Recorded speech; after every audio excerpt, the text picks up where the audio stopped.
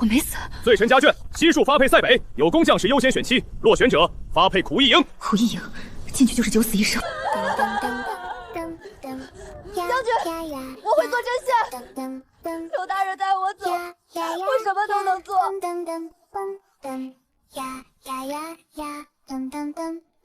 就选他，能不能活过今天，全赌这一把。求求各位将军选我！合适。我选你，跟你走。没听错吧？选小百户，他穷得连锅都快揭不开了，还养媳妇儿。我家无余粮，养不起闲人。果然和我预判的一样。果然和我预判的一样。我不用你养。什么？我会种地，能持家，不用你出粮，跟着你，我只求一个安身之处。吹牛也不打草稿，对奴还会种地？我看他是疯了，去哪种沙地里吗？小百户，他既选了你，按规矩你便可领走。你若不愿，他便直接发往苦役营。跟我走。真是个傻子，选个穷鬼，早晚饿死。等着看吧，不出3天就得哭着回来。哭，等着看谁笑到最后。丑话说在前头，我家只有破屋一间，吃不了苦。现在回头还来得及。我家只有破屋一间，吃不了苦。现在回头还来得及。就这样，还行，能住。你不嫌弃？有遮风挡雨的地方，比苦役营强100倍。就剩这点粮，最多撑2天。你现在后悔，我还能送你回去。我绝不会后悔的。明天起，我就能弄来吃的。这地方遍地是黄沙，你能变出粮来？等着看就是。这女人到底是傻还是真有本事？婆婆夫，还有灰灰菜，都是能吃的。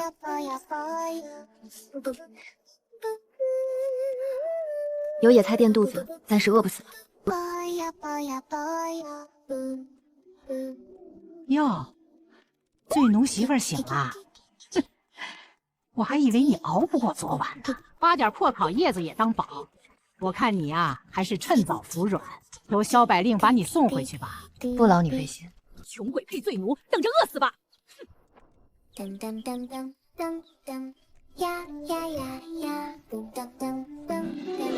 接下来该改良土壤了。接下来该改良土壤了。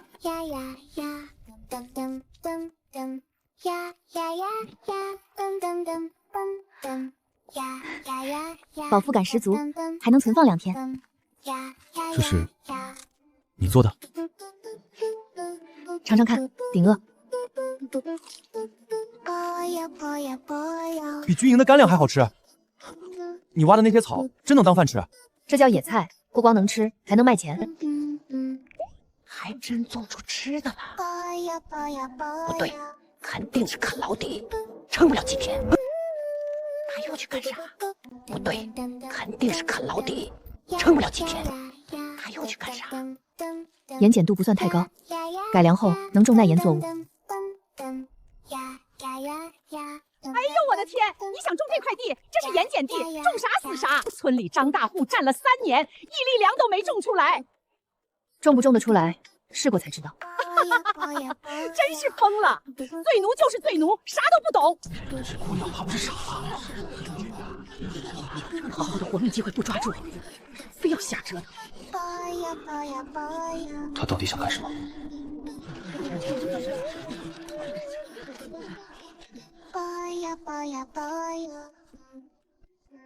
苏家姑娘，这块地你不能碰。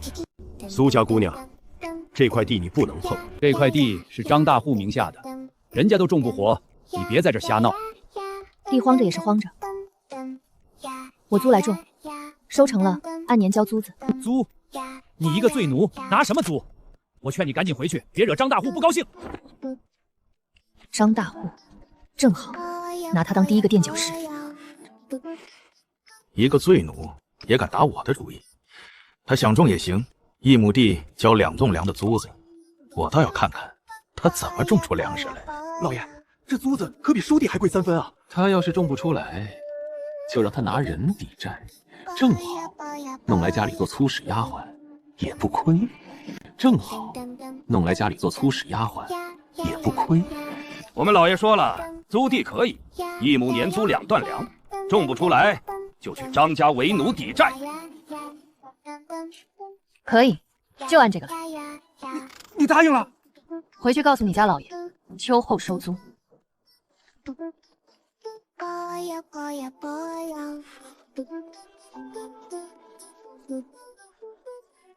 你真要种这块地？改良下土质就行。你信我能种成？信不信？干了就知道。这人嘴硬心软。信不信？干了就知道。这人嘴硬心软。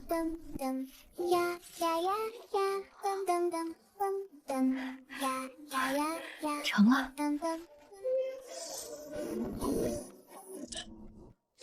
这真长出菜了！我的天，盐碱地真种出东西了！这菜苗比我家生地的还壮！不可能，绝对不可能！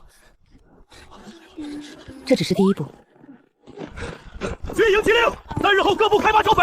来回至少半个月，这点粮根本不够。军营里不发干粮，这次走得急，军需处凑不齐，弟兄们带的干粮撑不到进山就得断。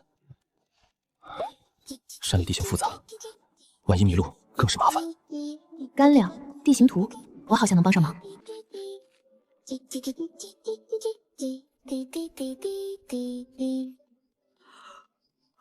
压缩干粮加地形图，应该够用了。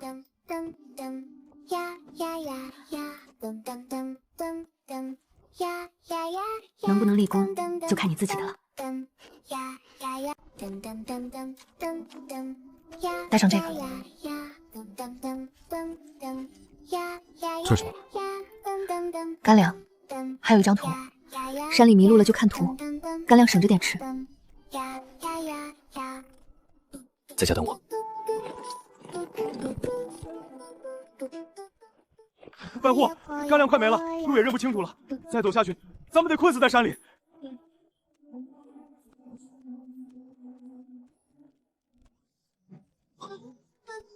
他居然把山里的水源都标出来了。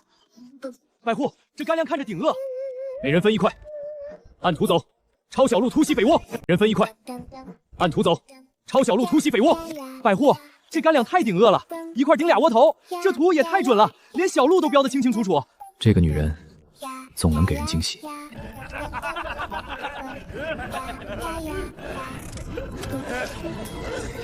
杀！百户，咱们大胜了！这次回去肯定有功赏。苏婉，这次多亏了你。萧逸，你居然端了黑风寨！我记得你部只有30人，匪众可有上百号人。回将军，我靠的是精准地形图和便携干粮。地形图哪儿来的？是我家中妻子所绘。萧百户说笑呢，你媳妇儿一个醉奴，还会地形图？就是，别是瞎猫碰上死耗子吧？哦，你媳妇儿还会做干粮？明日把干粮和图纸带过来，我看看。朱父亲想见你，还要看干粮和图纸。看就看呗。你不怕？怕什么？这是机会。搭上军营这条线，以后种田就有靠山了。你就是种出盐碱地的那个醉奴？是我，有事。听说你会做脱水菜，还种了不少菜。这样，我出日价3成，全收了。3成？周掌柜打发叫花子呢。你别给脸不要脸！在这塞北，我的话就是规矩，不卖给我，你1粒菜都别想卖出去。给你1天时间考虑，到时候别后悔。周掌柜来找事了。跳梁小丑罢了，不用理他。正好，咱们一起去军营。军营种地，闲杂人等不得入内。我是百户萧逸，带内人求见军需官。萧百户不是开玩笑吧？烦请通报一声，我是来谈军粮供货的。就你，别开玩笑了，赶紧走。萧逸，你怎么在这儿？周将军、回将军，内人想给军需处看看脱水菜，被您这守卫拦着不让进。不长眼的东西！萧百户和他内部是我请来的，还不赔罪？是小的狗眼看人低，小百户别跟我一般见识。好，跟我进去。脱水菜，什么稀奇东西？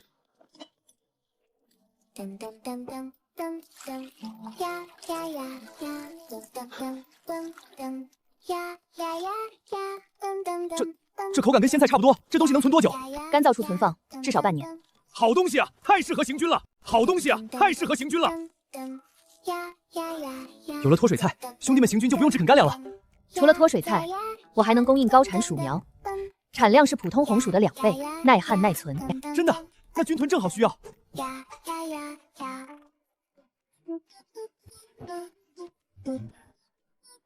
他站在哪里，都像天生是干大事的。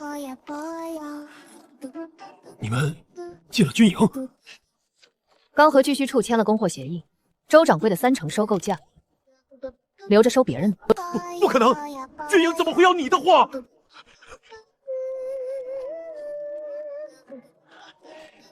苏婉是吧？咱们走着瞧。苏婉是吧？咱们走着瞧。他不是要供货军营吗？我让他运不出去。我让李正封了村口的路，看他怎么运菜。再让村民不许帮他干活，我看他一个人能种多少。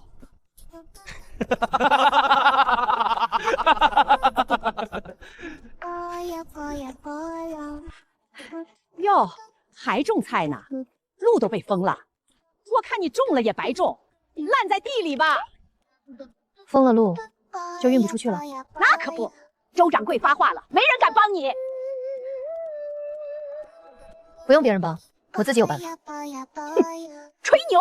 我看你怎么飞出去。正好，顺便把运输的问题解决了。正好，顺便把运输的问题解决了。从这儿修一条木滑道，直接通到官道，不用走村口，菜直接从滑道滑下去，装车就行。这办法好。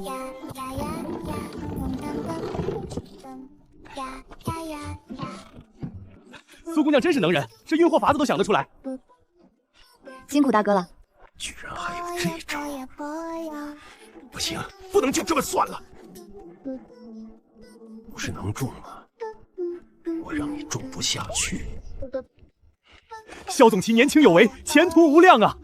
之前是我有眼不识泰山，见谅见谅。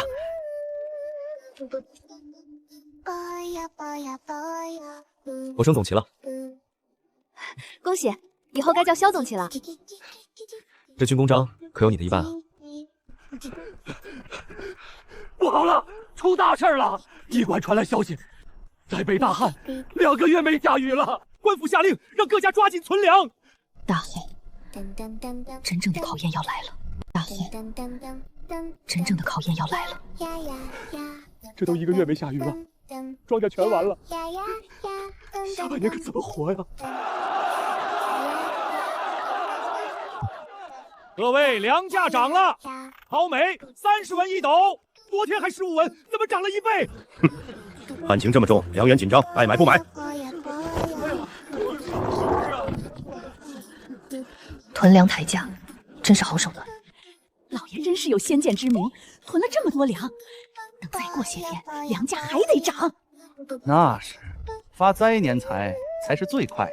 等老百姓都断粮了，多少钱都得买我的。老爷，那个苏婉在村口搭棚子呢。搭棚子？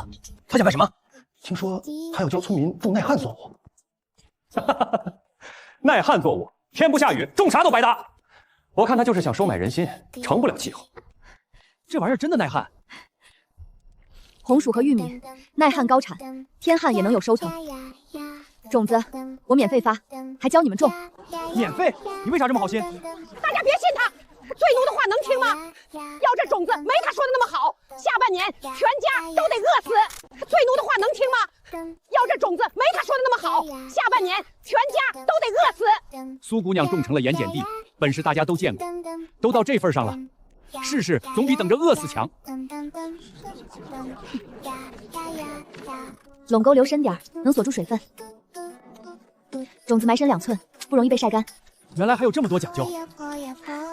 苏姑娘，真是谢谢你了。先稳住人心，才能扛过旱情。他总能做到别人做不到的事。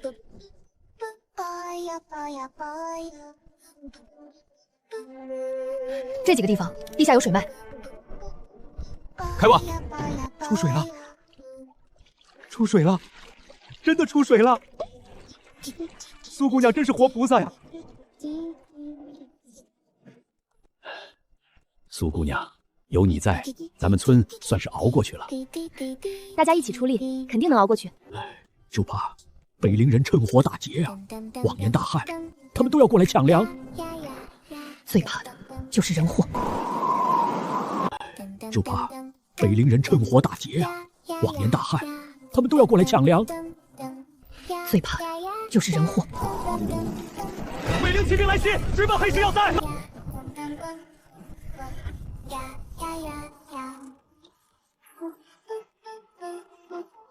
别干！死守！不别！我们人太少了，挡不住了！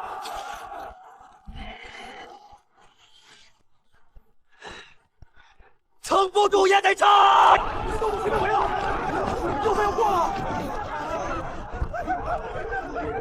北陵人打过来，我们都得死啊！不行，不能乱！大家别慌，要塞还没破，我有办法退敌。大家别慌，要塞还没破，我有办法退敌。北陵人进城回城的，快脱逃啊！城门都封了，往哪儿逃啊？守将重伤，兵力不足1000人，怎么守？撑不了3天，城就得破。你有退敌之策？有，但需要大人配合。快说有何退敌之策？第一，把城中所有伤兵集中起来；第二，征集所有干草枯木堆在城门口。就这些，能退敌？按我说的做，今夜就能退敌。好，我信你一次。按我说的做，今夜就能退敌。好，我信你一次。苏姑娘，这草药真能治刀伤？轻症都能止住血，比金疮药差不了多少。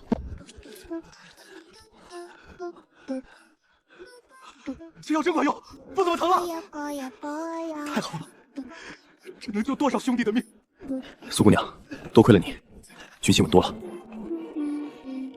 这些只是基础，关键在今晚。北陵营寨扎在荒草坡上，正好顺风。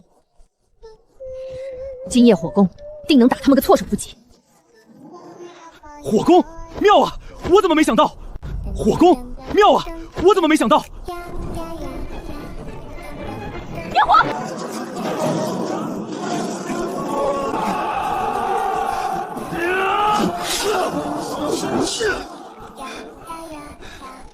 犯我！大招者死！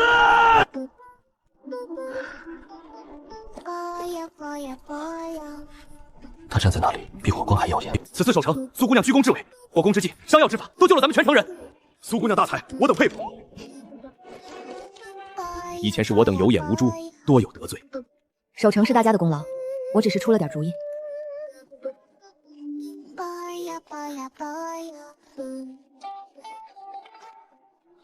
谢谢你。夫妻之间说什么谢？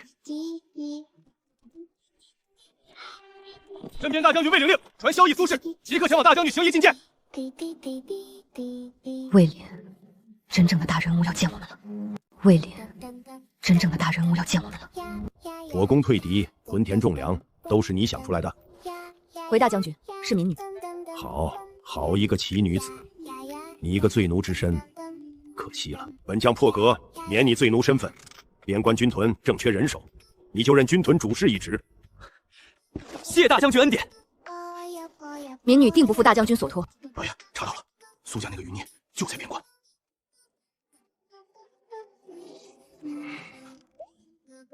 还当了军屯主事，很受威廉赏识。苏家人居然还没死绝，绝不能让他活着回京，更不能让他翻案。待死事过去，除掉他，顺便毁了军屯粮草。是，老爷，我这就安排。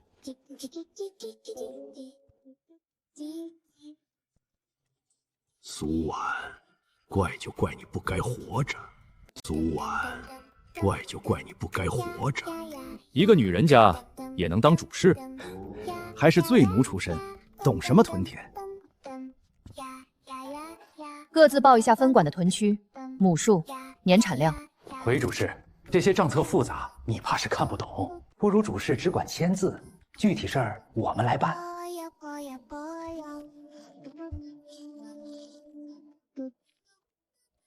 东屯300亩地，上报亩产2吨，实际只有1张8，差的2吨去哪儿了？这是损耗。损耗？什么损耗能差2成？今日起，所有账册重新核对，谁负责的屯区出了差错，军法处置。是，谨遵主事令。想给我下马威，还嫩了点儿。谁负责的屯区出了差错，军法处置。是，谨遵主事令。想给我下马威，还嫩了点儿。豆科作物和粮食轮种，地力不会耗竭，堆肥发酵好了，比普通肥劲儿大。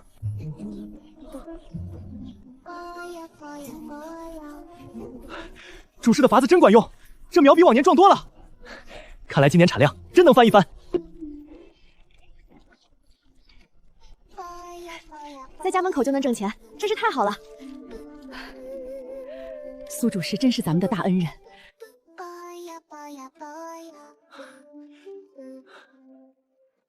这个苏婉真是捡到宝了，有他在，边关军粮就不愁了。这个苏婉真是捡到宝了，有他在，边关军粮就不愁了。萧绎守城有功，作战勇猛，升正千户，赐千户府1座，赏良田100亩。谢大将军，末将定死战报国。终于不用竹楼峰的茅草屋了，都是你的功劳。苏婉，娶到你是我这辈子最赚的事儿。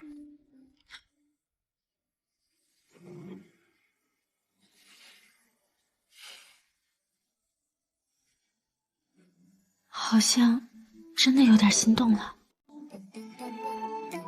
好像真的有点心动了。夜里凉，喝了暖暖身子。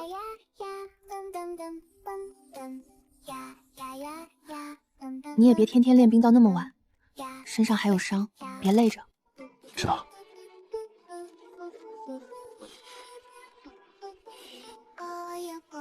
以后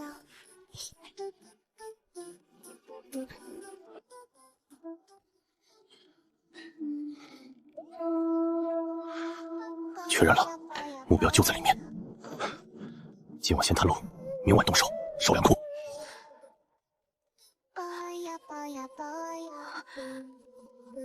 怎么感觉有人盯着？我加派守卫，别怕。怎么感觉有人盯着？我加派守卫，别怕。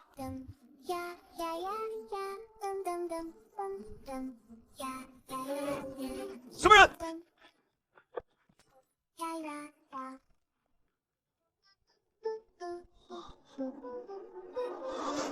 快，禀报主事，有人要下毒！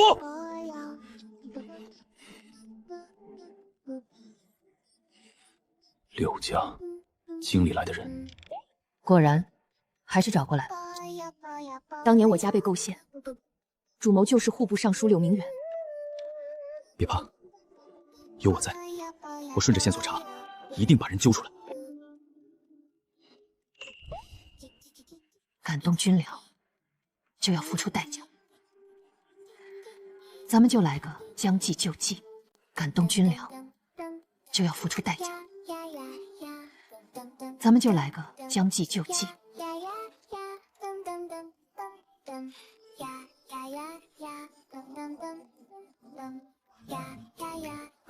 消息可靠，可靠，守卫都调走大半了。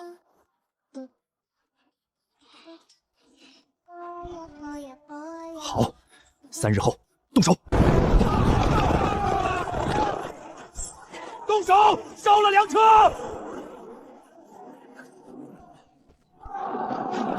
拿下！想咬毒自战，没那么容易。带回去，严刑审问。说，谁派你来的？要杀要剐，悉听尊便。不说没关系，你家里老小都在京郊吧？你杀我家人，你不说，有的是人替你说。到时候，你全家都得给你陪葬。我说，是刘尚书派我们来的。刘明远让我们杀了苏婉，毁掉军屯粮草。确认了，是刘明远。意料之中，他不会就这么算了，肯定还有后手。我已经加派了守卫，以后你出门都带钱兵跟着。柳明远，这笔账迟早要算。柳明远，这笔账迟早要算。张副将，我家老爷说了，只要你办好了这件事儿，保你升参将。放心，回去告诉柳大人，萧阳通敌的罪名，我给他定死了。大将军，末将有要事禀报，萧毅私通北陵，私卖军粮，人证物证俱在。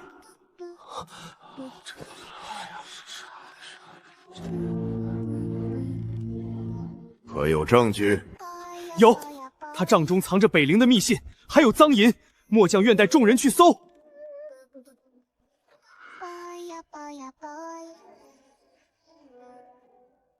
走，去看看。走，去看看。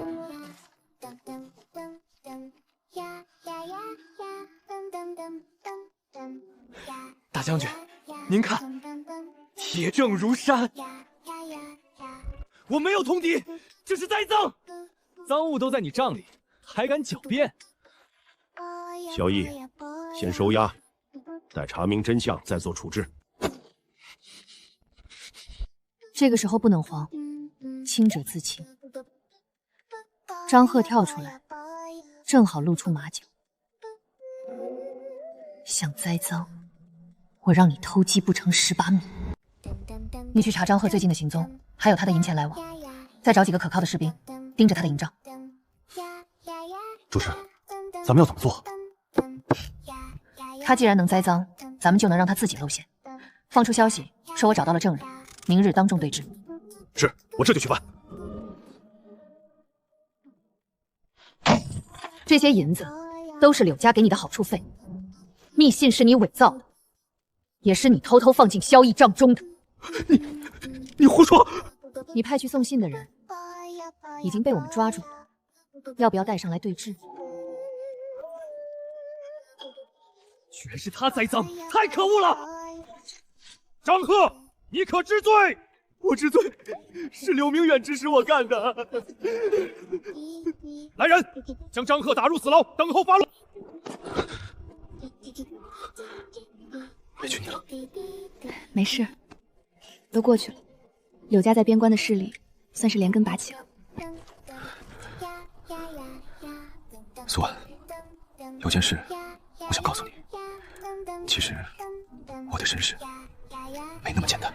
有件事我想告诉你，其实我的身世没那么简单。我父亲是当年的镇国公，10年前被构陷通敌，满门流放，我侥幸活了下来。镇国公，萧老将军，我小时候听过他的名字，是忠臣。我隐姓埋名在边关，就是想查清当年的案子。现在看来，柳明远也是当年的主谋之一。那咱们就一起查，我家的案子，你家的案子，一起办。好。奉天承运，皇帝诏曰：萧绎守城有功，苏轼屯田有方，赵二人即刻入京述职，面圣受长。圣旨下来了，你们准备一下，入京吧。末将领旨。京城，柳明远的地盘，这一去就是龙潭虎穴了。京城，柳明远的地盘，这一去就是龙潭虎穴了。大人，不好了！北陵举10万大军再度犯边，要塞告急。10万大军，是他们趁边关人事调动，想一举拿下黑石关。魏大将军那边怎么说？大将军已经点兵了，想让萧大人临危受命，挂先锋印。走，先去大将军行营。萧毅，现在边关只有你最熟悉地形，先锋一职非你莫属。这一战守住了，你就是边关的战神；守不住，塞北就完了。末将定死战不退。这一战不仅为了边关，也为了范安。我必须胜。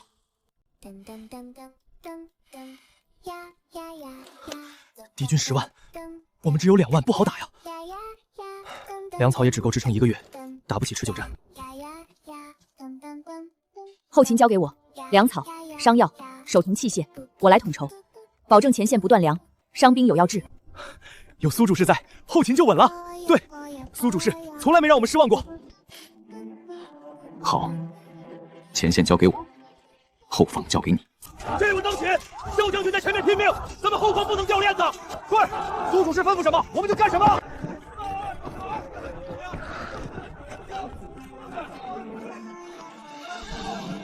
军民一心，这一战我们赢定了。军民一心，这一战我们赢定了。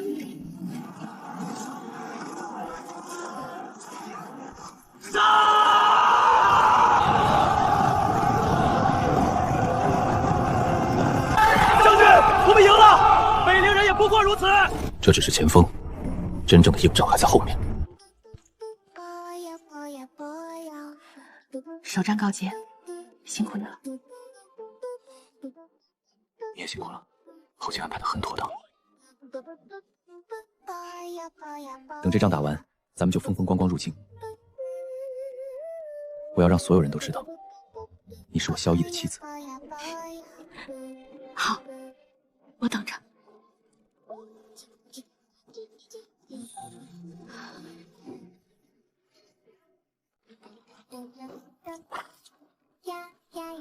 萧将军，你英勇善战，不如降了我北陵。本王封你为并肩王，享不尽的荣华富贵。我大赵将士，只有站着死，没有跪着生。想入关，先踏过我的尸体。明日攻城，我倒要看看他能撑多久。敌军人数太多，应聘肯定吃亏，不如夜袭，烧他们的粮草。你觉得呢？夜袭可以，但不能只烧粮草。我有一计，可直取中军，擒贼擒王。好计策，太妙了！就按这个来。明日决战，定要让北陵有来无回。明日决战，定要让北陵有来无回。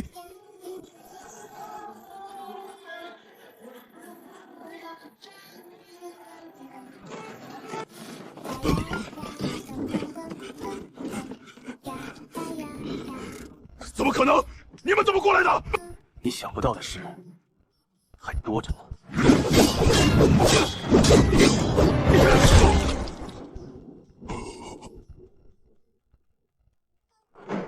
北陵王已死，强者不杀。北陵王已死，强者不杀。胜了，我们胜了！萧将军威武，萧将军战神。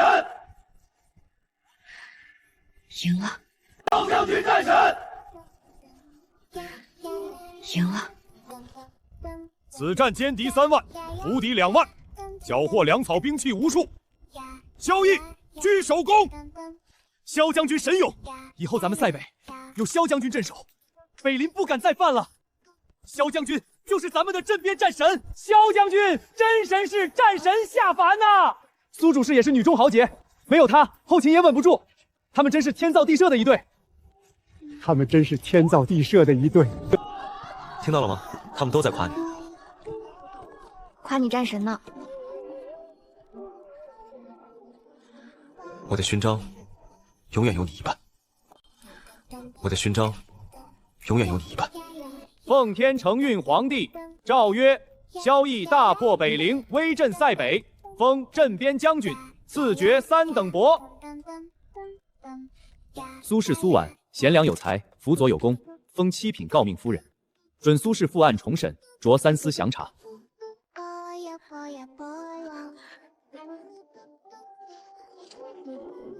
臣领旨谢恩。萧将军、苏夫人，恭喜二位了。陛下还召二位尽快入京，要亲自封赏。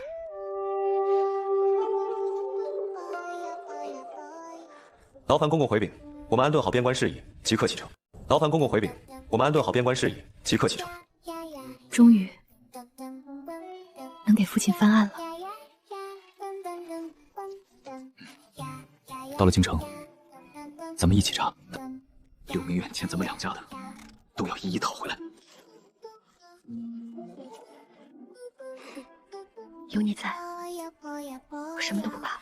二位一路保重，京中万事小心，边关有我，放心去吧。大将军保重，边关就拜托了。苏夫人、萧将军一路平安，我们等着你们回来。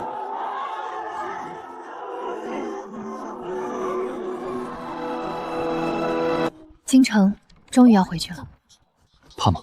不怕，该来的总会来的。柳明远，我们来了。当年的血债，该清算了。终于能给父亲翻案了。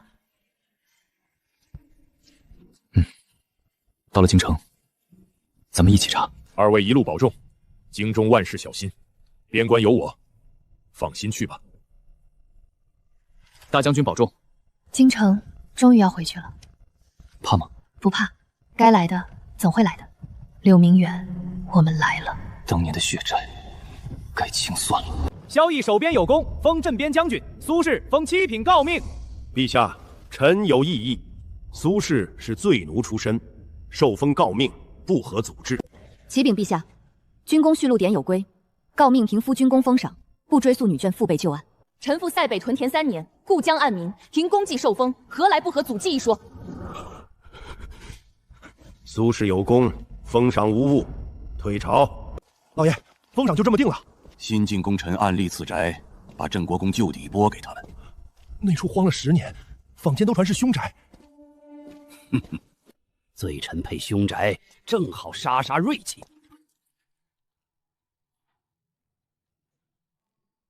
柳明远，咱们走着瞧。二位，这就是御赐宅院，荒了些年，您多担待。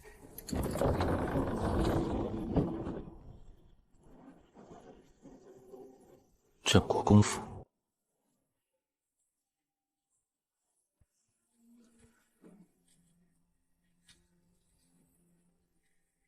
收拾收拾，就能住人。我出去看看。不用去。西墙漏风撞瓦，哪来的鬼？都是人故意传的谣言。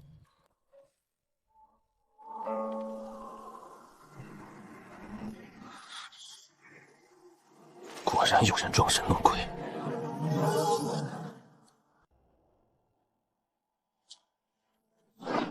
阿庆，大爷饶命，我们只是拿钱办事，真不知道主家是谁。寻衅滋事，按律处置就行。夫人不查幕后主使，2个小喽啰问不出什么，勿要打草惊蛇，按律处置就行。这是我爹的遗物，当年父亲和镇国公就是至交，想来是出事前父亲送给镇国公的。两家的旧案本就缠在一起，要翻就得一起翻。两家的旧案本就缠在一起，要翻就得一起翻。咱们要在京里立足，得有个营生，开粮铺，既能糊口，也能攒人脉。我去盘个铺面，你预备货源。对不住夫人，没货了，粮食都被柳家包圆了。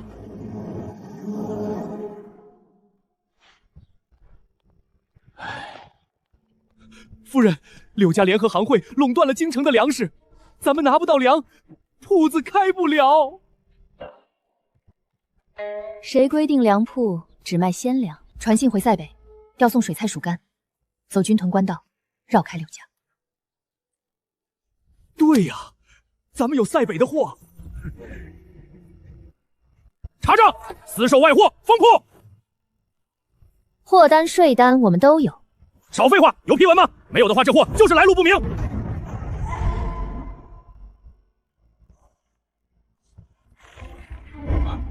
人家平价卖粮，犯什么法了？摆明了故意找茬。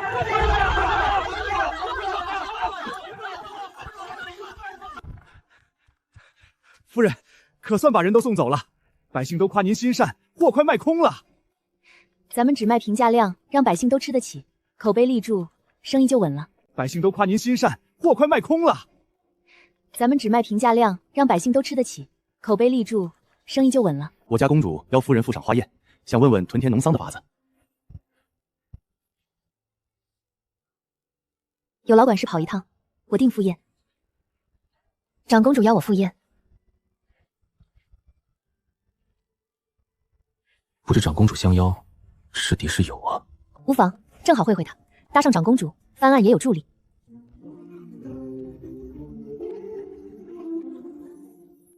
万事小心。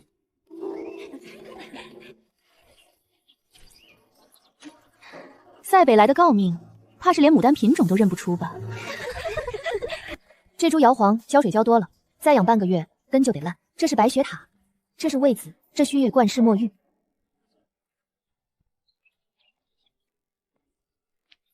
苏夫人还懂花木养护，我家城外的庄子粮食低产，可有法子吗？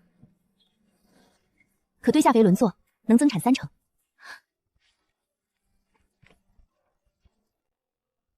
你父亲的案子我也知晓一二，证据全是柳明远亲手称的。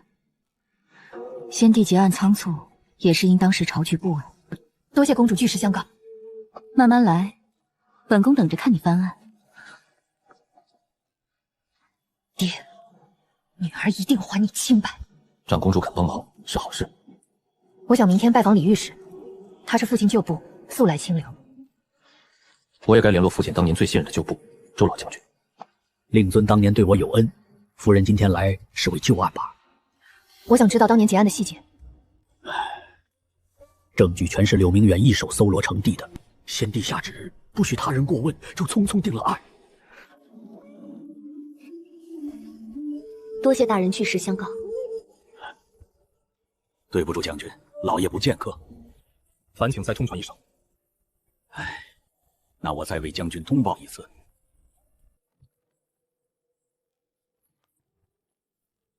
老爷请将军明日在校场相见。明日定会赴约。老爷请将军明日在校场相见。明日定会赴约。耍套枪法我看看。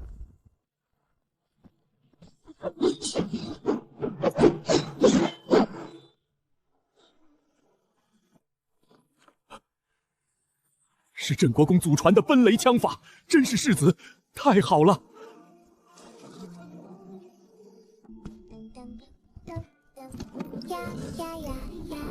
这是镇国公当年的旧部名册，我藏了整整10年，就是为了等你。你父亲当年查军资走私，未等上奏，就被扣了通敌罪。父亲果然是被人构陷，我一定还他清白。我父亲当年也查到了漕运贪腐，应该和军资走私是一回事。柳明远是当年的主办官，他肯定是核心推手。但他当年只是侍郎，背后肯定还有人撑腰。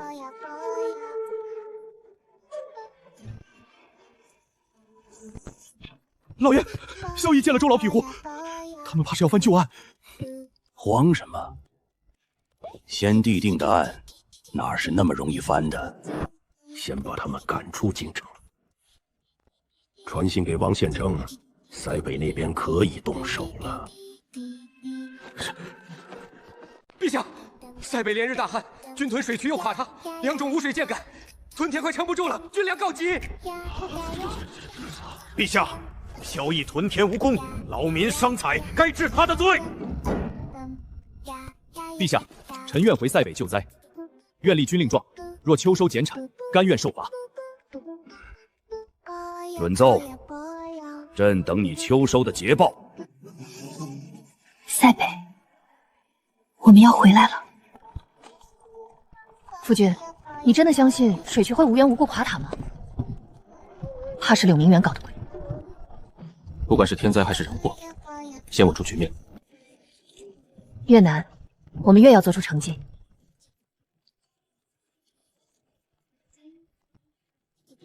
有你在，没什么过不去的。将军，水渠全毁了，刚播下去的2种因无水浇灌死了6成，地都荒了，百姓也逃荒走了一半。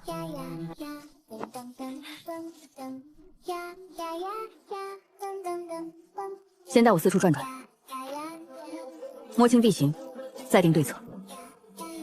先带我四处转转，摸清地形，再定对策。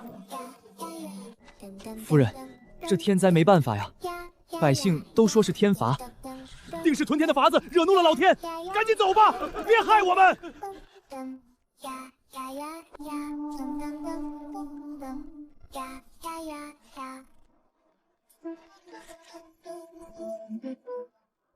好一手借天灾掩人耳目。水渠断口有人工痕迹，是人为毁的。现在已经过了雨季，就算修好水渠也无济于事，只有勘探地形、打深井取水这一个办法。我派士兵全力配合。王县城那边我也会盯着，总感觉这事和他脱不了干系。这地方能打出水？我不信，我看就是瞎折腾。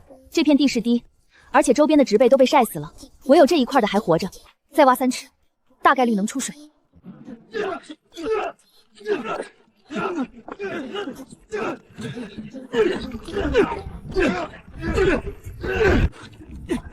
出水了，真出水了！真有水，苏夫人太神了！什么天罚都是瞎说的。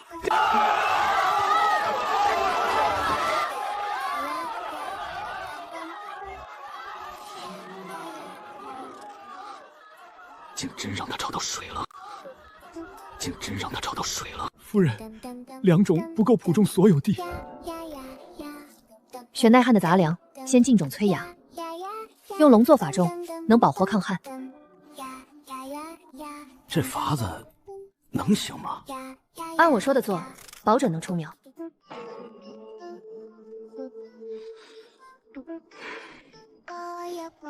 垄沟存水，肥埋在根边，天再旱也能保住苗。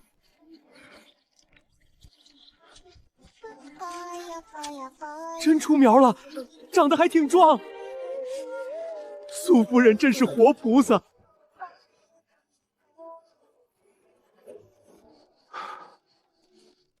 快，借我手2苗。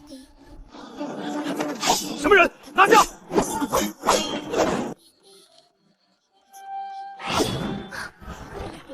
小心！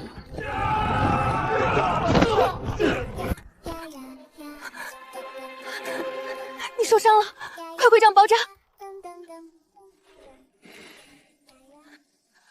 以后不许这么拼命。护着你是应该的。从塞北初见，我其实就喜欢你了，只是一直没说出口。我也是。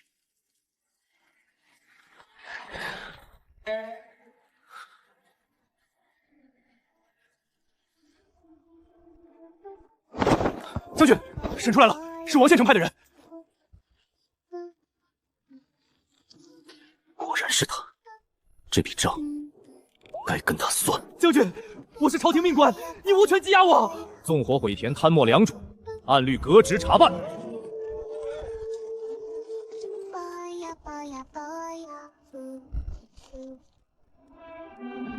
狗官，早就该抓了！多亏了将军和夫人。苏夫人，谢谢您救了我们，以后我们都听您的。乡亲们，等水渠修好了，日子会好起来的。等秋收，粮食就够吃了。回道通了，1000亩田都能浇。好，我们加把劲儿！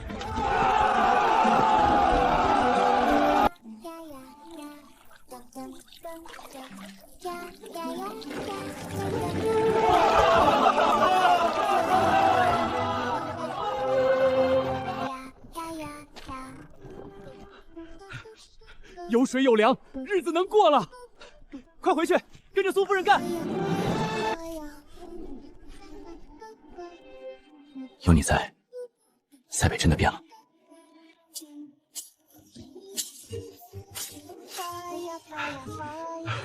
大旱之年收成都这么好，比往年还好2成呢。夫人，总产量还加了2成，这都是您的功劳啊！这下军民可以安生过冬，还有用鱼了。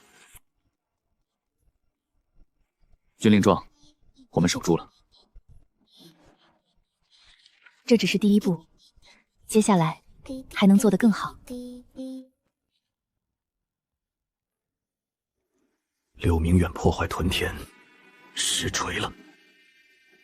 这笔账，慧晶在跟他算。柳明远破坏屯田，实锤了。这笔账，慧晶在跟他算。脱水菜耐存，冬天能当菜。腌菜下饭，多余的还能卖钱。苏夫人懂得真多，以后冬天不用光啃干粮了。这菜好存，运到内地好卖，有多少我收多少。没想到菜也能卖钱，跟着苏夫人，日子有盼头。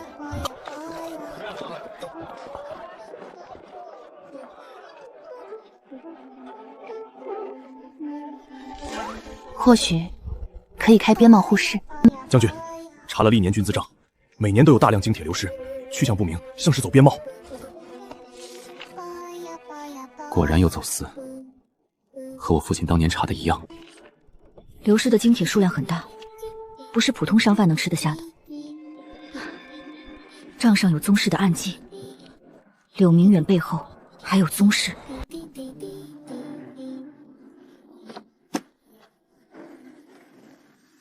先别急着打草惊蛇，顺着边贸查，总能抓到。账上有宗室的暗记，柳明远背后还有宗室。先别急着打草惊蛇，顺着边贸查，总能抓到。开通互市，货通五夷，百姓能增收，军饷也能补，还能借互市查走私。万一被说资敌怎么办？铁器、盐茶严格管控，只卖农产品和皮毛。我看可行，明日我就上奏朝廷，请旨事办。听说要开互市了，正好走趟货。老路子，夹带精铁，互市开了更好混。准塞北市办边贸互市，着销1桶绸，萧逸之妻苏氏协领，严防资敌，定期奏报。臣领旨谢恩。互市一开，走私的肯定多，我们正好守株待兔。我安排人暗中巡查，争取抓条大鱼。我们正好守株待兔。我安排人暗中巡查，争取抓条大鱼。人真多，比赶集热闹多了。咱们的货都卖上价了。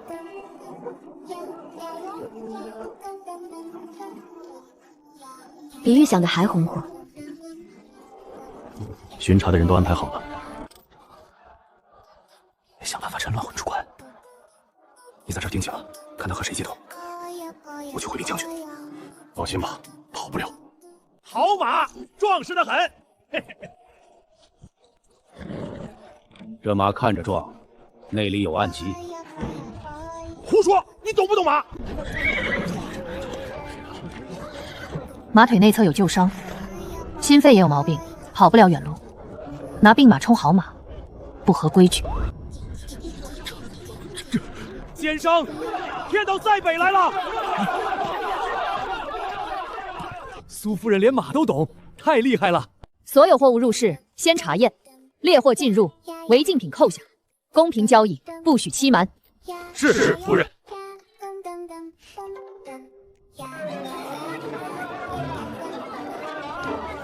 你们规矩，我们交易放心。货好卖，下次还来，日子越来越好了，都是托将军夫人的福。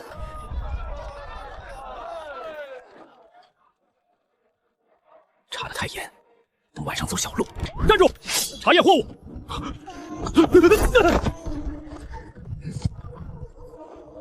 果然夹带军械零件，带走，严加审问。我就是普通商贩。精铁也是普通货物，谁指使你的？你若据实招供，尚可从轻处置；执意隐瞒，休怪军法无情。带下去，慢慢审。和当年的走私路子一样，顺着查，总能找到幕后黑手。和当年的走私路子一样，顺着查，总能找到幕后黑手。请问是林参将吗？你是世子？当年国公爷查到走私线，柳明远联合北陵伪造通敌信，我被追杀，只能假死隐居。林参将，可愿出庭作证？愿意。我这条命就是为翻案留的。帅印是偷盖的，笔迹是仿的，背后还有宗室撑腰。我见过安王府的令牌。安王，原来是他，难怪柳明远气焰这么深。光有证词还不够，得找到密信底稿。我父亲可能留了线索，回京去苏家老宅找找。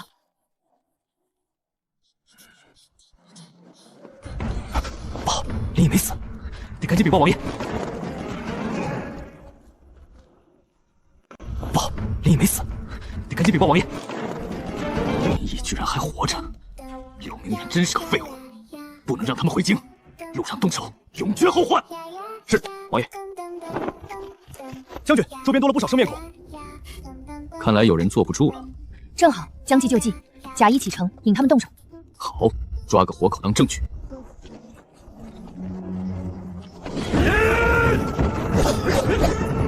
杀，一个不留！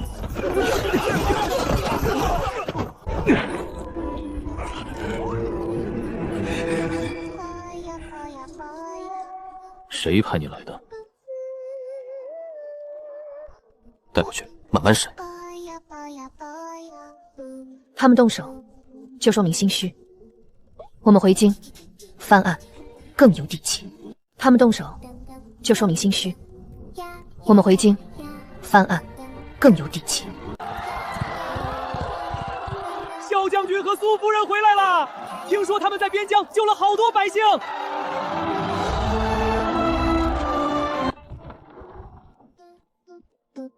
小姐，老爷的书都在这儿，这么多年没人动过。辛苦福巴了。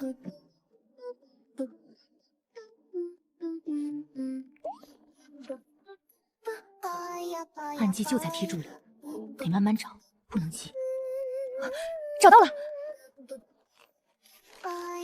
这是密信底稿残页，有柳明远的笔迹。太好了，加上林毅证词，证据链就成了。你看，这是安王的私印，他果然脱不了干系。但只有半张，不够定他罪。先扳倒柳明远，再慢慢救出安王。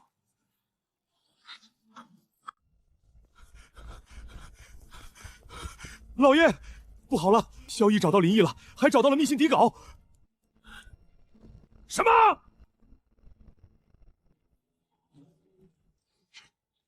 不能让他们上奏。明日早朝，先下手为强，给萧毅扣个拥兵自重的罪名。陛下，萧毅拥兵自重，私开边贸，通敌谋利，请陛下下旨查办。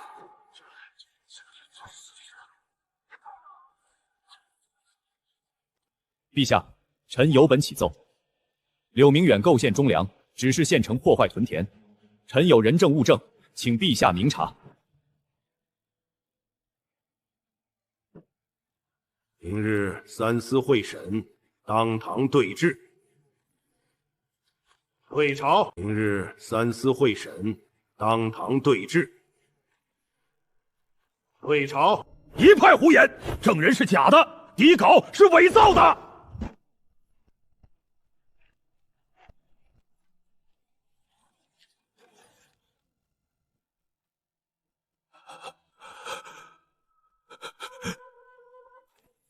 人证、密信、贪墨账册、毁渠人证俱全，先将柳明远收押天牢，三法司3日内复核卷宗，再拟定罪状，呈陛下御批。没用的东西，看来得让他永远闭嘴。萧毅，你得意什么？就算扳倒了我，又能怎么样？你是罪有应得。你斗得过我身后的人吗？柳明远嘴硬，不肯攀掉安王。他知道说了死得更快，先定他的罪。安王那边慢慢找证据。大人，不好了，柳明远在牢里死了。没用的东西，看来得让他永远闭嘴。大人，不好了，柳明远在牢里死了。将军，像是服毒自尽，还留了遗书，说认罪伏法。自尽？天牢看守这么严，哪来的毒？安王下手真快，死无对证，线索断了。没关系，至少旧案能平反了。安王的尾巴迟早露出来。镇国公苏家旧犯发回重审，恢复两家名誉，归还家产。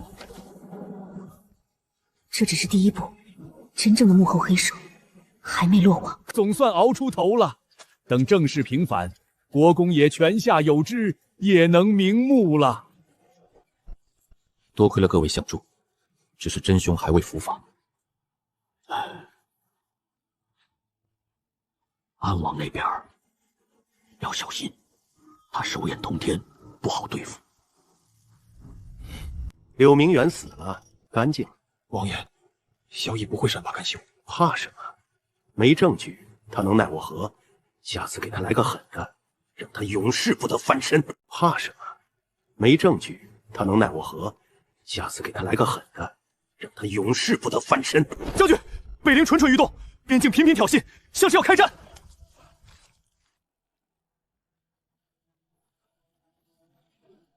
安王这是要借刀杀人。北陵突然挑事，肯定有内应。我们得回塞北坐镇。陛下，北陵异动，臣请回边。准奏。你去驻守，朕才放心。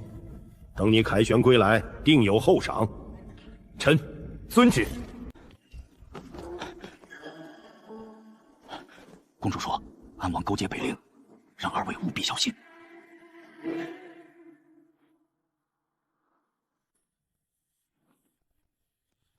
将军，北陵增兵了，还劫掠了2个边村。加强巡逻，严防死守。粮草储备要备足，脱水菜、干粮加紧制作。这一仗，怕是免不了。不管来什么，我们一起抗。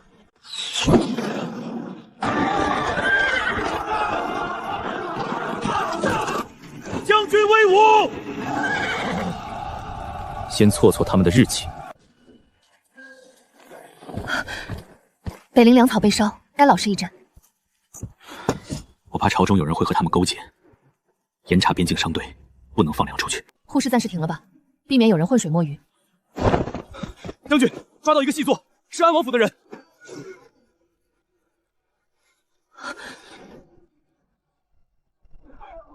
安王派你来做什么？我就是传信的，王爷让北陵拖住你。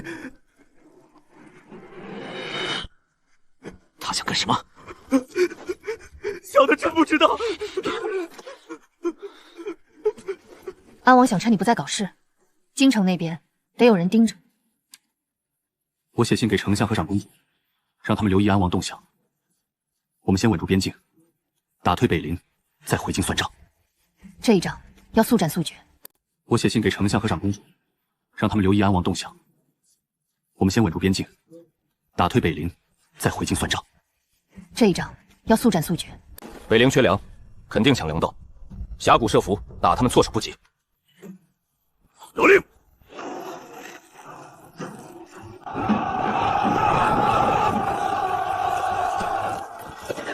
冲！把粮抢回去！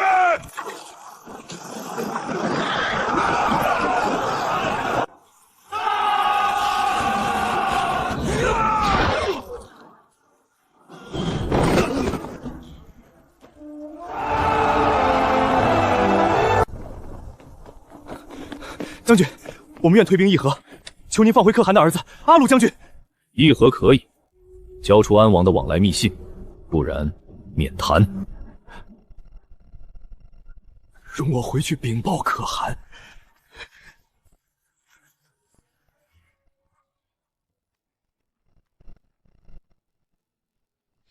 北陵连败，先锋大将又被抓，他们肯定会答应换密信。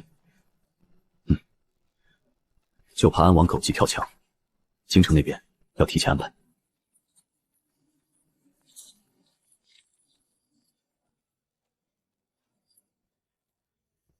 让长公主转呈皇帝陛下，早做准备。将军，这是密信，可汗有言，密信可交，但大昭需承诺3年不主动出兵北陵，并开放平价粮食。好，明日签订盟约。安王通敌，构陷忠良，全了。这下他跑不掉了。明日班师回京，这次新账旧账一起算。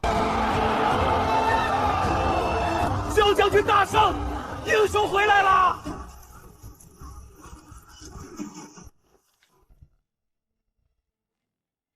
陛下，安王通敌构陷，证据确凿，请陛下圣裁。传旨，安王打入天牢，3司彻查，按律处置。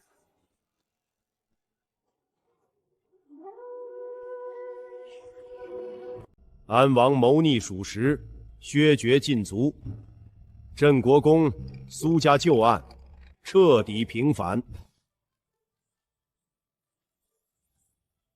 萧绎晋封镇北侯，苏氏封兴业夫人，还望你夫妻2人不辞辛苦，继续镇守塞北。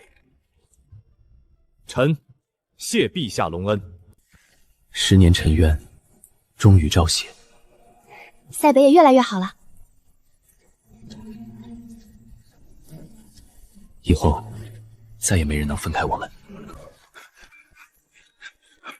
侯爷、夫人，江南奇患，草料溃空，牵扯苏家旧案，江南余党。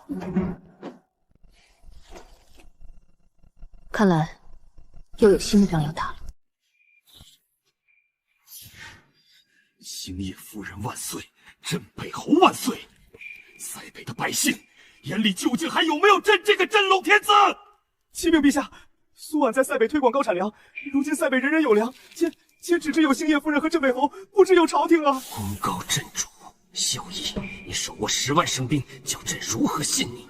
陛下，萧绎刚立战功，若直接夺权，恐失军心，不如调他去别处任职，正好削了他的兵权。此计甚妙。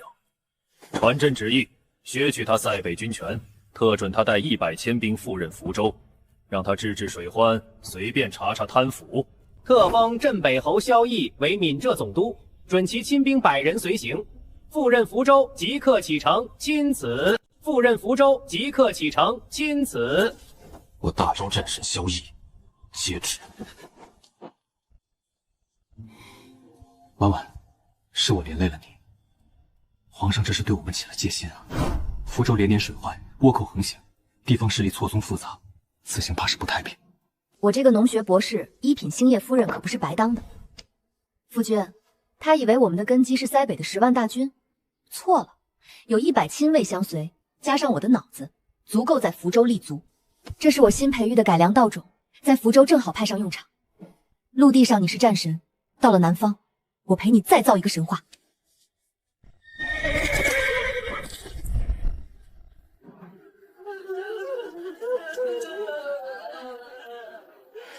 大娘，先吃口东西，这孩子还有救。活菩萨，谢谢活菩萨！活菩萨，谢谢活菩萨！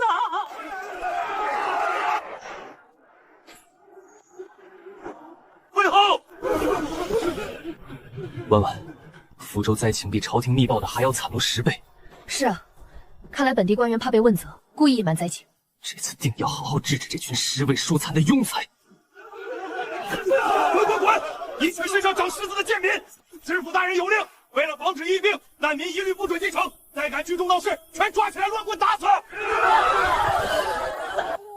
官爷，给条活路吧，城外什么吃的都没有啊！给老子死开！别弄脏了城门！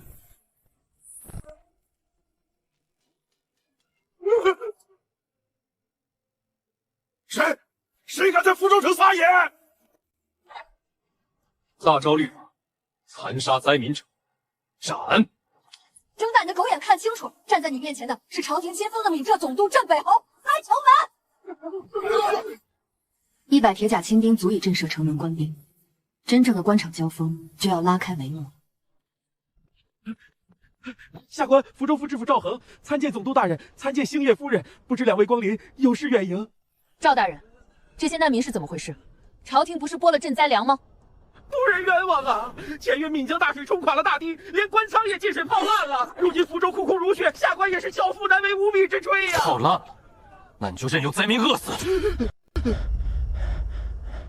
飓风龙粮行又涨价了，不给活路了，抢粮啊！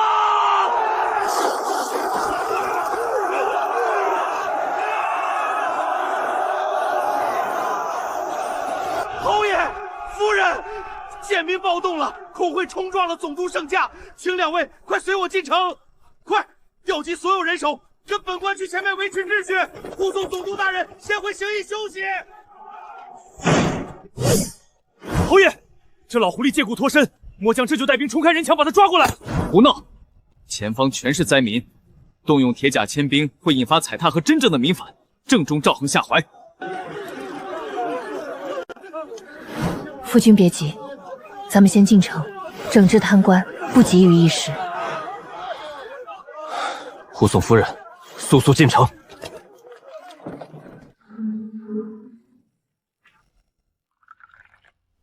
今天在城中一番探查下来，见各大粮铺都有粮销售，不像缺粮的样子。定是那些奸商串通好了，囤积居奇，发国难财。那怎么办？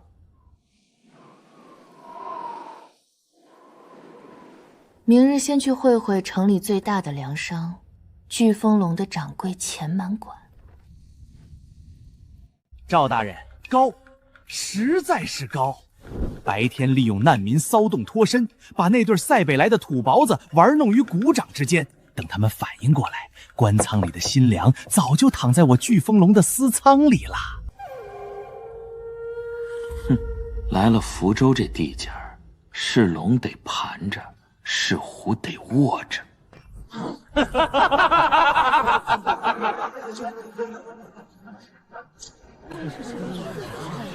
掌柜的，我把祖传的银簪子都给你了，就换这2口米啊！求求你多给1勺吧，孩子要饿死了。嫌贵就滚！有钱买粮，没钱买棺材。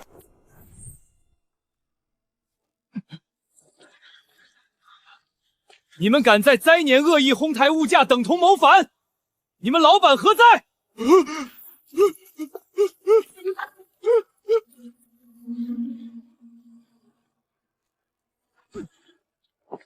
镇北侯，你虽贵为总督，也不能在福州城内合法商贾，强索民财。来人，将这群闹事者拿下！圣旨在此，见圣旨如见天子，我看谁敢动手。赵大人，圣旨命我们夫妇总督闽浙遍地行事，如今粮商哄抬粮价，导致春耕停滞，你纵容奸商，是想抗旨不遵。下官不敢，但无粮是事实。侯爷和夫人还是先解决春坑种子再说吧。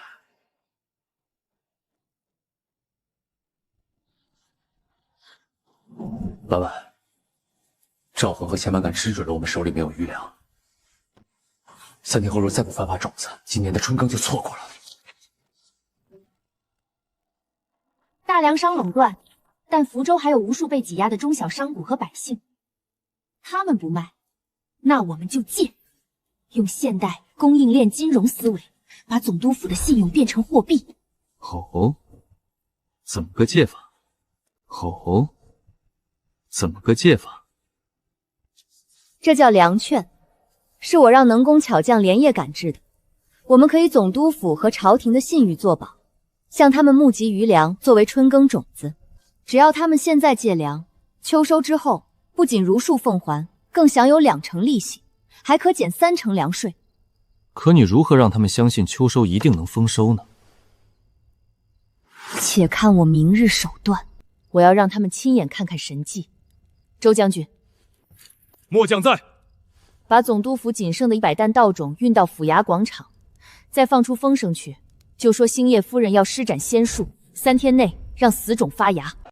仙术催芽，大招朝千百年来都是直接下种，把稻谷往热水里倒，这不是活生生把种子煮熟了吗？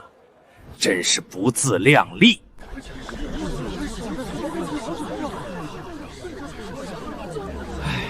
这星夜夫人怕不是在塞北把脑子冻坏了？水稻下热水，这不是暴殄天物吗？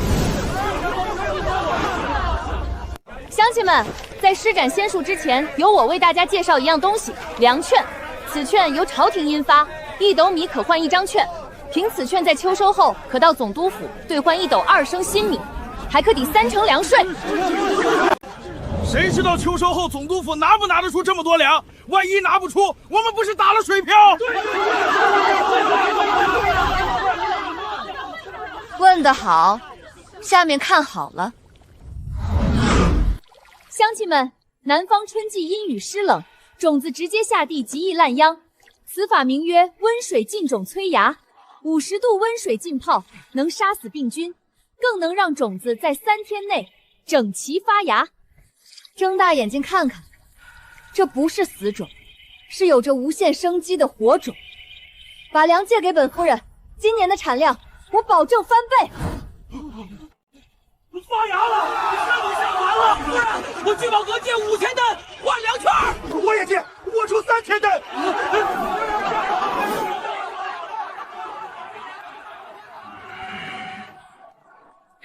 钱老板，苏婉用这破纸当银子使，从小商贾手里借了10几万吨粮当春耕种子，如今春耕已经动起来了，咱们要是再不行做，这福州可就真成他们夫妇的了。赵大人宽心，你看这粮券背面写着，若持券者恐有风险，1个月后可凭此券随时前往总督府兑换1斗陈粮。随时兑换？苏婉这是为了给商贾和百姓吃定心丸。妇人之仁，他手里根本没有余粮。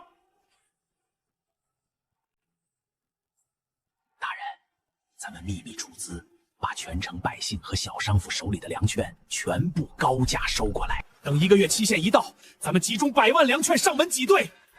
到时候总督府拿不出粮食，就是彻底失信于民。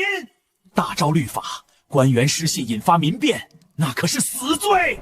高价收总督府粮券了，原价1斗的粮券，现银200文当场兑付，数量有限，先到先得。总督府1个月后才给兑，现在卖给巨峰松能多赚1倍，傻子才不卖。夫人，不出您所料，钱满万和赵恒上钩了。他们以为找到了粮券随时对决的漏洞，正在市面上以2倍甚至3倍的价格疯狂恶意垄断收买我们的粮券。很好，传令下去，平价商盟开始配合他们，每天限量放出1批新粮券。记住，价格要越炒越高，彻底榨干他们的现金流。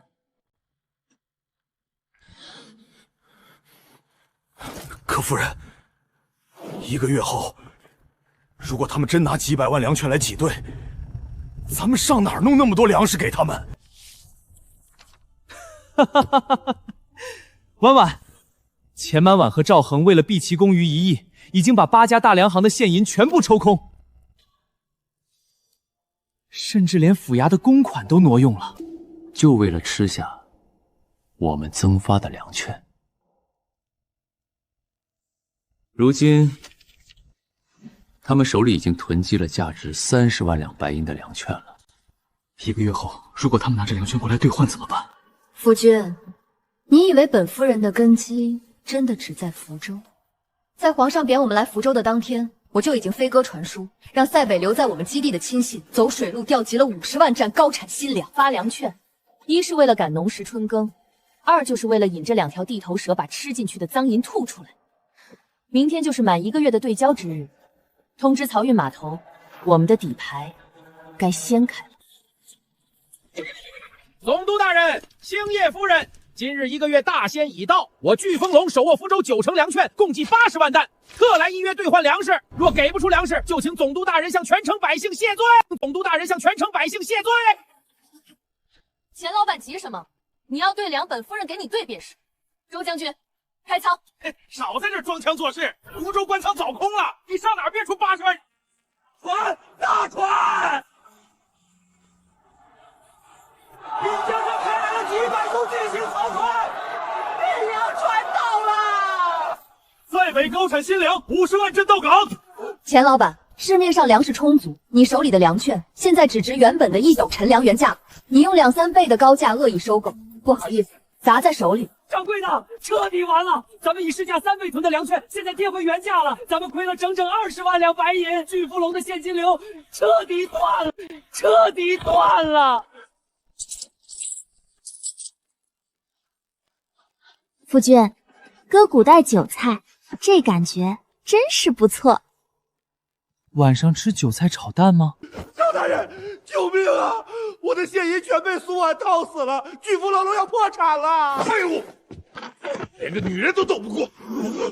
现在萧毅带人盯得紧，你破产不要紧，别把本官扯进去。大人，那官仓里被咱们调包换成沙子的新粮，还在我秘密仓库里呢。要是被萧毅查出来，咱们都得死！咱们都得死！今晚，你调集府衙的所有私兵护员，连夜把那批官粮通过水路运出福州，卖给肥沙岛的海寇现银。人赃并获之前，必须把证据抹干净。快点搬！赵大人说了，今晚必须运走，绝不能留下把柄。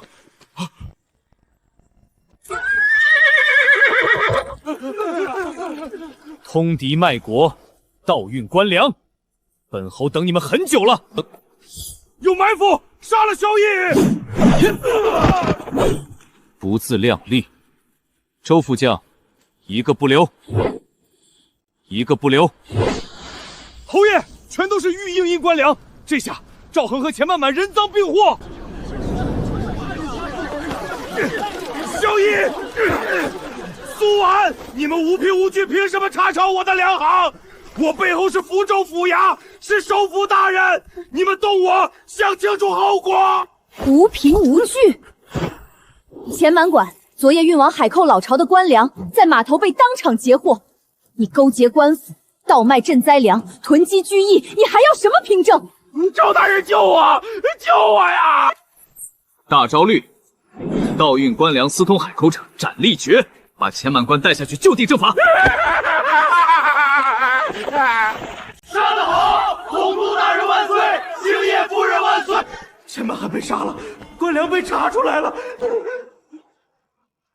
完了，全完了！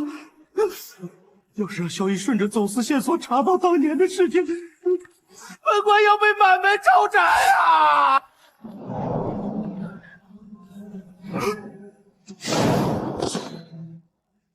平氏先生，你可算来了！萧毅截获了送往肥沙岛的官粮，再过几天就要查到当年苏家旧案的铁证了。笨将，真北侯只有100个亲兵，今晚我带肥沙岛最精锐的死士潜入总督府，摘了他们的脑袋，摘了他们的脑袋。好，只要萧毅和苏婉死在福州，朝廷那边有首府大人压着，就没人能查到当年的真相。今晚我要让他们见不到明天的太阳。100千兵早已埋伏在暗处，只等我们上钩。上，一个不留！怎么被子里全是稻草？中计了！上！将士们，把这些贼人给我拿下！赵恒，你果然狗急跳墙。赵恒，你果然狗急跳墙。快突围！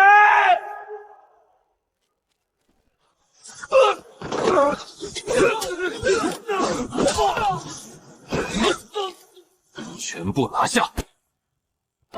镇北侯，你大清早带兵围堵府衙，真当这福州是你塞北的军营不成？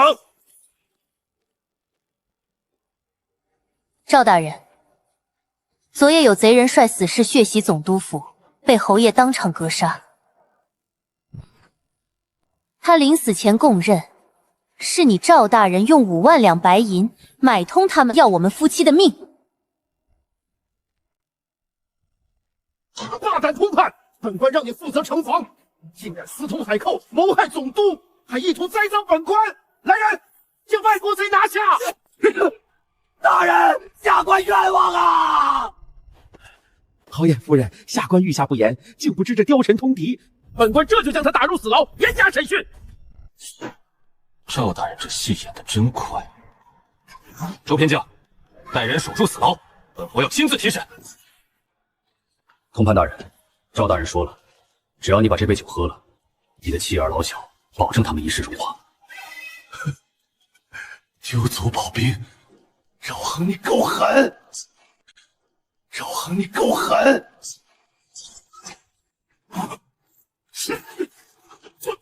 作恶多端，留你不得。通判大人，你以为你死了，赵恒就会放过你的妻儿？实话告诉你，半个时辰前，本夫人的亲兵已经去你府上抓人了，不过不是害他们，而是赶在赵恒剪草除根前救下了他们。这是从你府上刺客手里夺下的信物，你自己看看。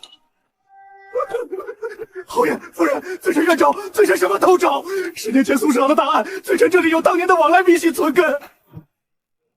10年前，夫人的父亲苏轼郎奉命督建大昭东南海防战船，可那批战船全是工部和江南世家勾结，用滥木沙土充数的劣质货。我父亲清正廉明，绝不可能签署那批战船的验收单。没错，苏轼郎宁死不签，还要进京面圣弹劾，这触动了整个阳关场和京城那位通天大员的利益。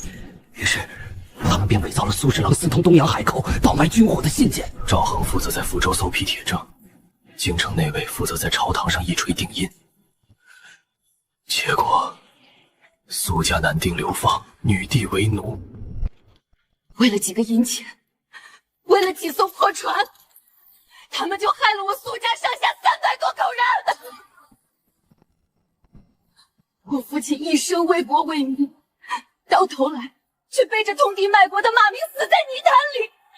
我不甘心，我不甘心，我不甘心！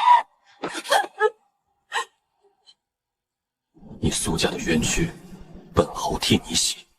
当年他们欠苏家多少条人命，本侯要让他们全族的血100倍偿还。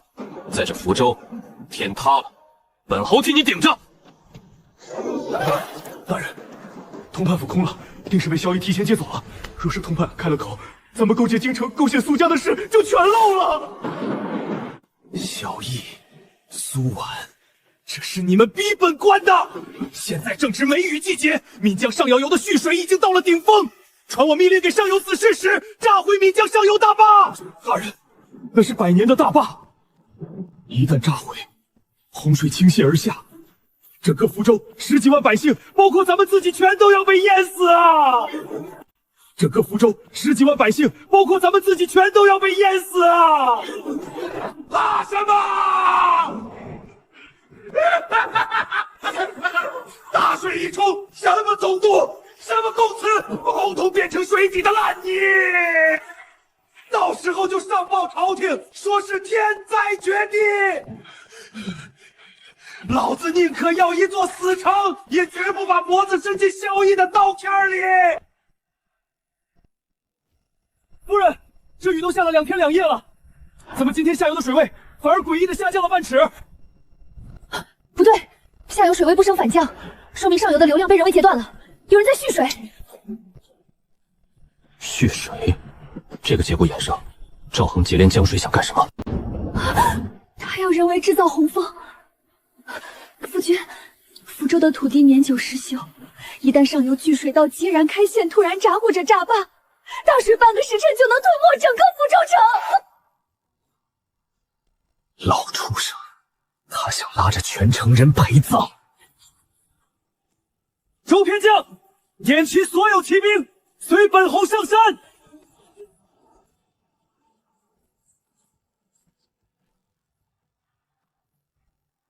快，一线接好没有？马上点火！逆贼而敢！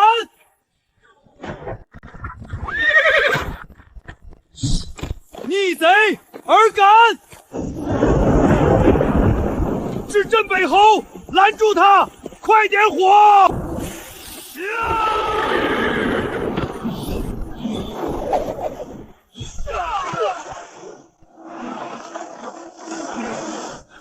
夫人，上游保住了，但连日暴雨积压的水位太高了，土包根本堵不住，一放下去就被冲走了。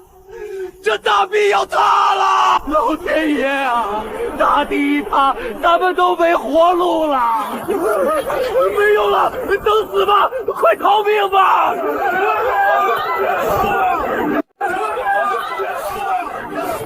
都不许退！谁说堵不住？不要用黄土，用本夫人运来的火山灰石灰砂石。按照我给的配比，立刻加水搅拌。做大招三合土，听我指挥，青少年抬石楼沉底，妇女山火速干。我们跟着老天爷赌一命！打，快打！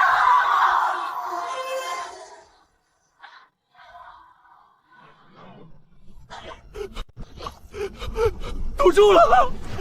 这铁一样的土是神迹啊！谢星爷夫人，夫人救了福州10几万人的命啊！夫人是活菩萨降世啊！婉婉，你做到了，接下来的活交给夫君。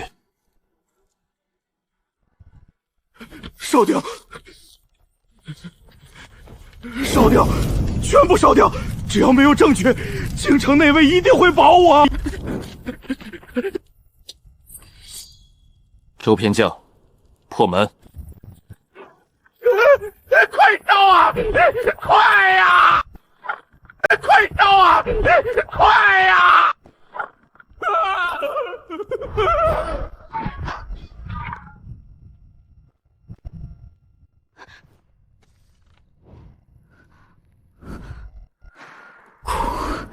京城顾首府，真的是他！你们抓到我又如何？你们以为你们赢了？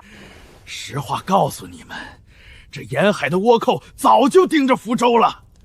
没有本官每年5万两白银的买路钱压着，过不了几天，100艘倭寇战船就会踏平福州。到时候，全城10几万贱民都要给本官陪葬！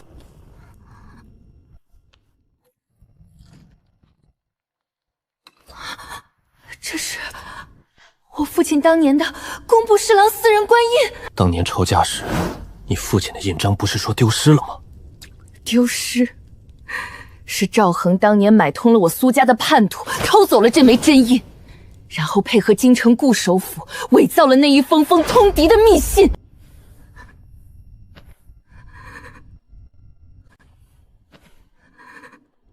父亲、母亲、苏家300口冤魂，婉婉拿到第1块铁证了，赵恒必死，顾言也快了。婉婉，如今福州的驿站和通往京城的官道，恐怕都有顾言的眼线。若是走常规军报，这折子不等进京就会被拦截。我早就想好了，夫君，你可记得在京城一直与顾言日渐不和的左大人，还有身居后宫、母族曾受过我父前惠的太后娘娘，走平家商盟的秘密商路，化妆成运送海鲜的贩子，绕过所有官道，将这份密镯和赵恒的口供送到长公主殿下手中，再由他转交给左御史和太后手中。顾言在朝堂只手遮天，那我们就从他的后院点第1把。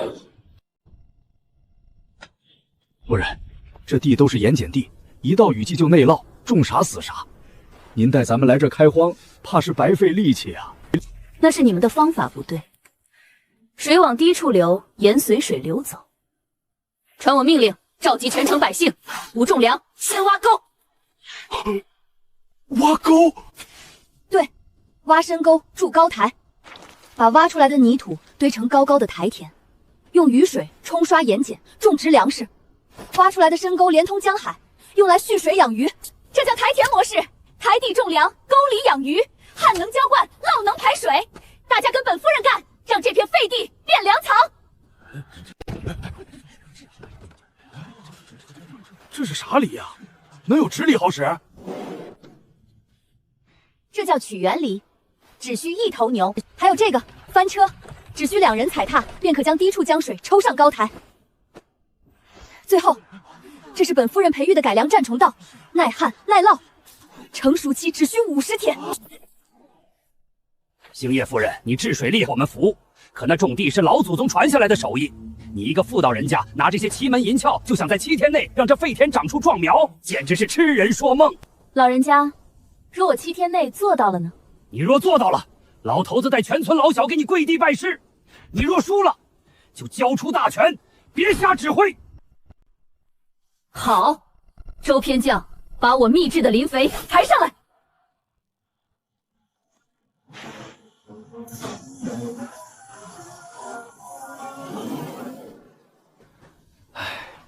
夫人，这泥沙天天挖，天天积，战船和商船根本开不出去，这可如何是好？泥沙堆积是因为江面太宽，水流太慢。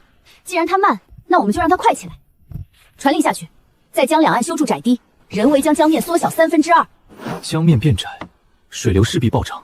没错，这叫束水攻沙，利用激增的水流自身力量，将底部的泥沙彻底冲刷入海，一劳永逸，无需人工挖掘，无需人工挖掘。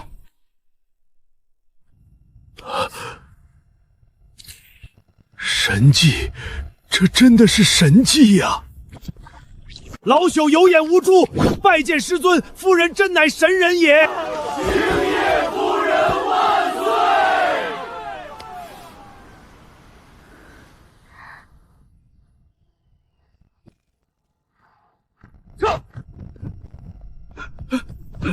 侯爷，夫人，赵恒那老贼的同伙勾结了境外敌寇，敌寇首领得知赵恒被抓，大怒之下，已经集结了上百艘战船，正扑来。还有几天到？最多5天。可咱们福州水师那些老旧战船破损严重，士兵根本没有海战经验，这可怎么打？婉婉，本侯统兵10载纵横塞北，可那是陆战，在这无边无际的大海上，没有钢铁战船，本侯的铁骑无能为力。皇上调我来此，真是一记绝杀。夫君，陆地上你是战神，所向披靡，这片海交给我。我们现在有粮，有银子，有归心的万民，更有畅通无阻的入海口。没有船，我们自己改；没有兵，我们用科技来练。5天时间，足够我利用总督府内库的银钱，送给那些东洋耗子一份足以毁灭他们的现代工业大礼。这海里，我陪你再造一个神话。侯爷，海战湿气太重，这火药一受潮就成了烂泥，10发大炮9发哑火，这仗根本没法打呀。那是你们提存不够，且粉末火药易吸水。夫君，来看看我的新发明。这种颗粒火药不仅密度极高，威力翻倍，更重要的是，本夫人加了防潮涂层，就算在水里泡上1炷香，拿出来依然能点燃。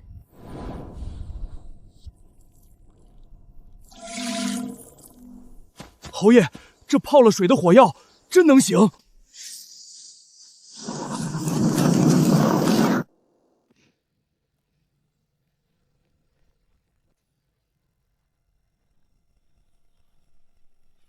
这威力和射程比以前大出了整整3倍，而且真的没哑火。婉婉，你真乃本侯的福星。有了这防潮颗粒火药，海战本侯已有70%胜算。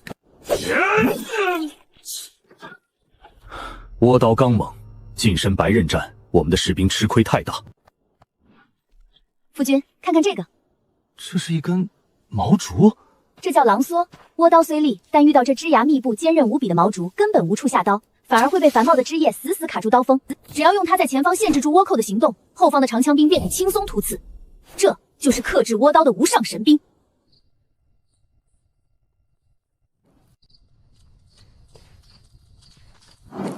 就是这里，烧了他们的火药。本夫人的现代防盗陷阱等你们很久了，抓起来！启禀侯爷夫人，全军3000将士，新式武器全部装备完毕，请指示。万事俱备，将士们，随本侯出海去会会那些东洋耗子。赵恒那个老蠢货竟然被抓了，没有大招军队能在海上打赢我们。冲过去，男的杀光，女的抓回去。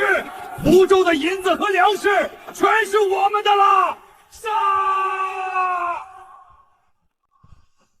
变阵，鸳鸯阵，迎敌！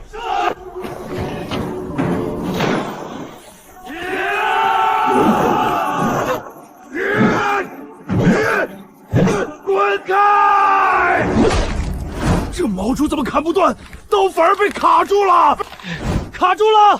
长枪兵，刺！纳尼？这是什么古怪阵法？白刃战竟被全面碾压，我得祭出底牌火冲队了！火冲队，开船上去，用火器轰碎他们！婉婉，该看你的了。婉婉，该看你的了。开炮！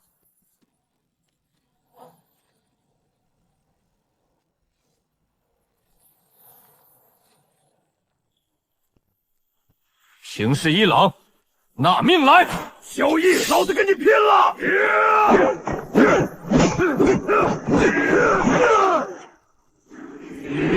去死吧，大周的战神！动我夫君，找死！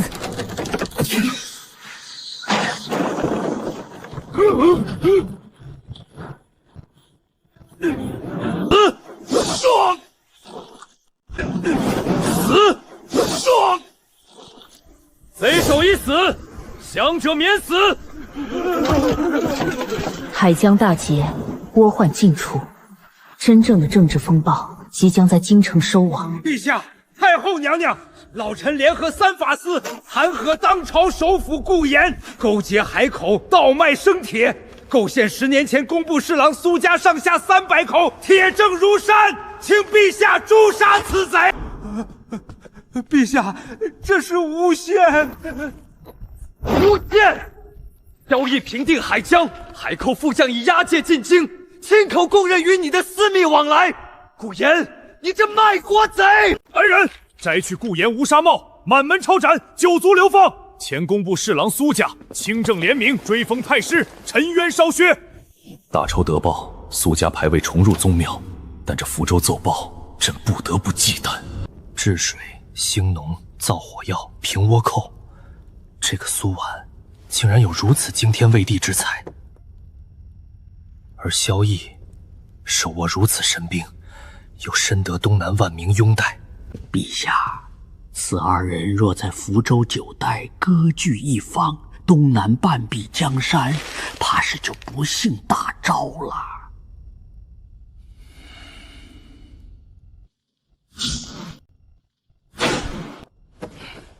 功高震主，留他们在地方，朕寝食难安。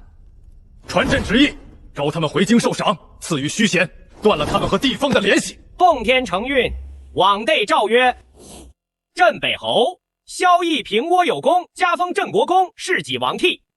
兴业夫人苏婉治水有功，特册封为正一品。护国夫人赐免死金牌。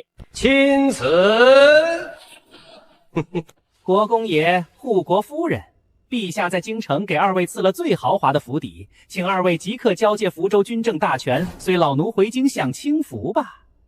臣妾谢主隆恩。国公爷别走，夫人别走啊！没有夫人，咱们早就饿死淹死了；没有国公爷，咱们早就被倭寇杀了。求陛下让国公和夫人留下吧。婉婉，回京城当个没有实权的深闺怨魄，你甘心吗？夫君，京城虽好，不过是金丝牢笼。这天下的粮仓还没填满呢，我还想把咱们的台田和高产粮推广到大昭朝的每一个角落。既然皇帝忌惮我们，那我们就换个方式，拿捏他的命脉。婉婉，你打算怎么做？皇帝怕你手握兵权，那好，我们自请削藩，把兵权原封不动的还给他，让他派自己的清廉心腹来接管福州。但是福州乃至整个东南的平价商盟，遍布全国的超级粮仓，以及水泥官道的建造技术，全在我们手里。大招朝80%的粮食流转，都得听我的。兵权是死的，粮食和民心是活的。只要断粮3天，他的江山就得瘫痪。我们自请修兵权，既能让皇帝放下戒心，又能隐于幕后，真正成为这个天下的无冕之王。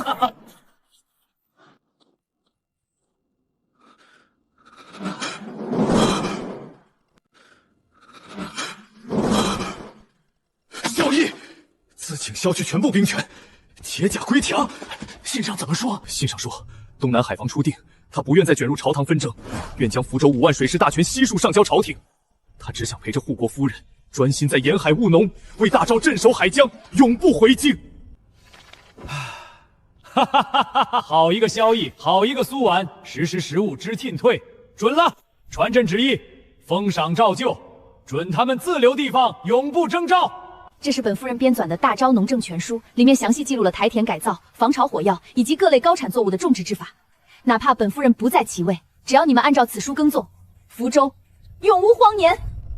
恭送国公爷，恭送护国夫人，夫人功在千秋万寿无疆。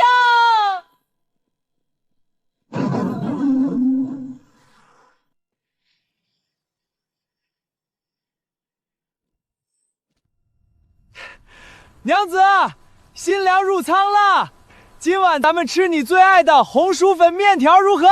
好啊，要加2个大鸡蛋。从塞北醉女到护国神农，他养出了盖世战神，更与我一起惊艳了整个天下。